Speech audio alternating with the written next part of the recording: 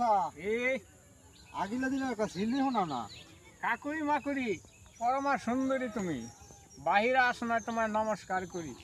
দিনটা আদলা গায়ে উঠছে জ্বর, আজকাল নমস্কারটা বাইরে থেকে কি কর। কাকু এটার মানে রাখি তো মানে বুঝলাম না।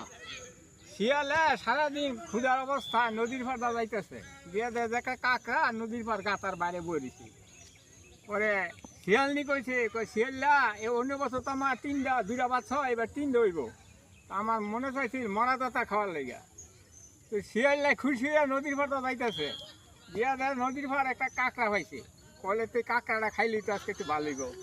দেখ মরা যাইতেছে, মরা টানে 1 মিনিট, শিয়াল্লা টানে 1 মিনিট, মরা না সাইডা নদীর পারে দেখ কাকড়া। এই কাকড়া দেখিয়া কলে কারকাড়া খামো, কার কলে তো হিয়াল আমার খাই লাগব। তো কেমনে বাঁচি পরে কইতাছে যে কাকুরি মাকুরি পরমা সুন্দরী তুমি, কইতাছে তুমি অনেক সুন্দরী।